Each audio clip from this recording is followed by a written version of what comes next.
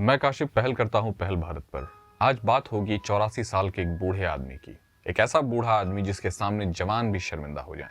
84 साल की उम्र, ट्राइबल एक्टिविस्ट और एक ऐसे केस में अरेस्ट जिसमें 95 से 96% लोग हमेशा बेकसूर अरेस्टेड होते हैं। सर्वे के मुताबिक यूएपीए के तहत एनआईए ने उनको उठाया था। ये अक्टूबर 2020 की बात है और वो आदमी 84 साल की उम्र में पार्किंसन डिजीज से पीड़ित, हाथ पांव कांपते हैं, ऑर्गन्स काम नहीं करते, सेंस ऑर्गन्स काम नहीं करते हैं, खाने के लिए मजबूर, कोर्ट से अपील करता है कि मैं मर जाऊंगा, जल्दी से मेरे लिए एक स्ट्रॉ का इंतजाम कर दीजिए। और वाह रे व्यवस्था, उनको एक स्ट्रॉ के लिए कोर्ट जाना पड़ा। कोर्ट जाने के भी 20 से 25 दिनों के बाद उनके हाथ में वो स्ट्रॉ आया। उन्होंने कहा था कि मुझे इंटरिम बेल दे दीजिए, वरना मैं मरने वाला हूं। उन्होंने कहा कि जिस तरह से अरेस्ट होने के बाद एक बच्चे की तरह बोल रहे हैं कि अरेस्ट होने से पहले मैं लिखता था, मैं खाना खाता था, मैं नहाता था, अब ये सब नहीं कर पा रहा हूं। कई बड़े बड़े जर्नलिस्ट ने, कई बड़े बड़े संस्थाओं ने इसको स्टेट स्पॉन्सर्ड मर्डर कहा है। यूएन ह्यूमन राइट्स कमीशन ने तो यहां तक कह दिया है कि बहुत दुखी है, शर्मिंदा है कि एक 84 साल का एक्टिविस्ट एक ऐसे केस में जिसपे कुछ भी उनको एनआईए ने एक बार भी अपने सामने प्रोड्यूस होने के लिए नहीं कहा, कोर्ट में प्रोड्यूस होने के लिए नहीं कहा, और वो आदमी जेल में सड़ते हुए मर गया। क्यों? बड़े बड़े आरोप लगे। अब मैं आता हूं एक ऐसे टॉपिक पर जिसमें इनकी इस कहानी की जो शुरुआत है, 16 लोग अरेस्ट हुए थे जिसमें आखिरी फादर स्टैन स्वामी थे। इन पर इल्जाम था देश के खिलाफ युद्ध छेड़ना, इन पर इल्जाम था प्रधानमंत्री की हत्या, इन पर इल्जाम था माओइस्ट होना, नक्सलवादी होना, नक्सलाइट होना, और कई नक्सल ग्रुप से, जिनको अर्बन नक्सल कह रहे थे, ये तोते लोग। कुछ साबित नहीं हो पाया इस आदमी पर, कोई केस नहीं हो पाया और आखिरकार ये आदमी दम तोड़ के मर गया। वजह ये थी कि ये ट्राइबल्स की खिदमत कर रहा था, आदिवासियों की खिदमत कर रहा था। आदिवासी कैपिटलिस्ट नहीं होते, आदिवासी पूंजीवादी नहीं होते। आदिवासियों के पास जंगल होता है, अब तो वो भी नहीं है। आदिवासियों के पास उनकी परंपराएं थी, उनकी एक अपनी दुनिया थी जो इस सो कॉल्ड मेन स्ट्रीम दुनिया में वो नहीं आना चाहते हैं। लेकिन ये कॉर्पोरेट लोग उनको उनके ही जंगलों में वहीं का मजदूर बनाकर, अपनी फैक्ट्रीज का मजदूर बनाकर उनका शोषण करना चाहते हैं। उसके खिलाफ थे स्टैन स्वामी। इसीलिए आंखों में गड़ते थे ये सारे पूंजीवादियों के, सारे पूंजीपतियों के।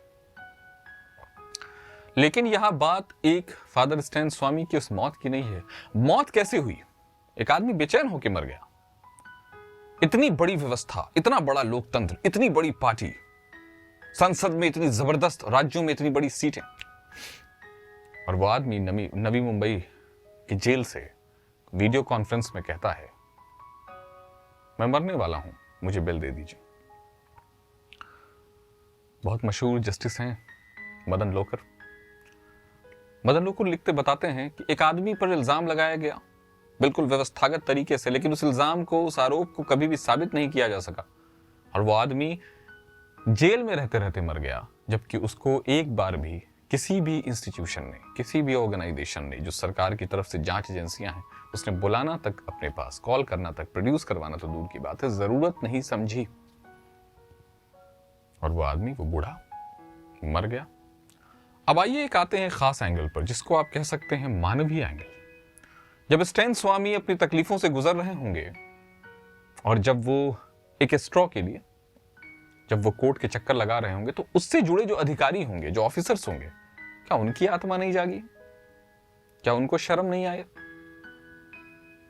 क्या वो थोड़ा सा भी आउट ऑफ द बॉक्स जाकर उनकी हेल्प नहीं कर पाए कानूनन तरीके से भी? वो अपने बच्चों को क्या आदर्श देने वाले? क्या वो उनको हत्यारा बनाना चाहते हैं, कत्ल करने वाला? अब मैं आपको बताऊं, वॉशिंगटन पोस्ट दुनिया में सबसे मशहूर प्रिंट अखबारों में से एक, वो लिखता है फादर स्टैन स्वामी के बारे में, उनके रिगार्डिंग केस के मामले में, कि एनआईए ने जो अरेस्ट किया उनको, कभी वो प्रूफ नहीं ला पाई जिस चीज के लिए, जो इल्जामात थे उन पर, जिनके लिए उनको आरोप लगाया था, प्रधानमंत्री का मर्डर करने के लिए, देश से युद्ध छेड़ने के लिए, अर्बन नक्सलाइट होने के लिए। ये तो गजब टर्म आ गया है। एक एजेंसी है आर्सेनल, उसने भी यही बताया दुख की बात है। यूएनएचआर का तो मैंने आपको बता ही दिया कि उसने ट्वीट करके कहा कि सैडेंड है, दुख की बात है कि एक डेमोक्रेटिक कंट्री है भारत। उसने ये नहीं कहा, लेकिन उसने कहा दुख की बात है 84 साल का आदमी व्यवस्था के अंदर रहते हुए तड़प के मर गया, बीमारी से मर गया, कार्डियक अरेस्ट से मरे, कोविड से मरे, मार दिए गए, कुछ नहीं पता है। Inquiry is about to be done. इस मामले में क्या बोला जाए? आपको नहीं लगता कि अगर आपने कभी भी मदन लोकुर ने जो एक इंपॉर्टेंट बात अपने आर्टिकल में उठाई है, सुनिए वो क्या बोलते हैं।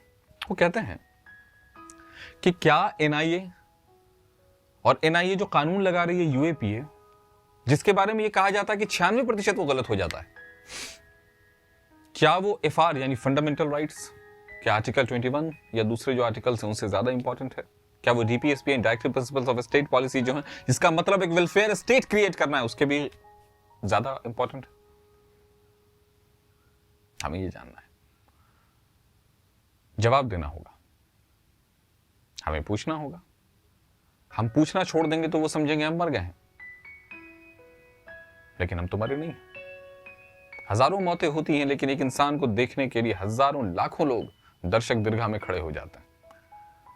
पता है आपको, वो आदमी एक अपनी आराम से जिंदगी गुजार सकता था, अपने परिवार के साथ रह, उसको कोई जरूरत नहीं थी किसी आदिवासी क्षेत्र में जाकर चीखने की, चिल्लाने की, लेकिन उसको लगा कि ह्यूमन राइट्स का हनन हो रहा है, जो नैसर्गिक कुदरती जो नेचुरल राइट्स हैं इंसान के, उसको लूटा जा रहा है, वायलेट किया जा रहा है, और वो लड़ने लगा और लोग उसके पीछे लग गए जो उसके खिलाफ थे। जांच होनी चाहिए, इसकी कड़ी से कड़ी सजा मिलनी चाहिए उन लोगों को जिनके केयरलेसनेस कहिए या कहिए कि प्लान्ड वजह से ये मर्डर हुआ। बने रहिए हमारे साथ, सब्सक्राइब जरूर कर दीजिए हमारे चैनल को। हमारे पास न कोई आर्थिक मदद है, हौसला अफजाई के तौर पर आपका सब्सक्रिप्शन बहुत जरूरी है हमारे लिए। बने रहिए पहल भारत पर, हम आपके लिए खबरें लाते रहेंगे।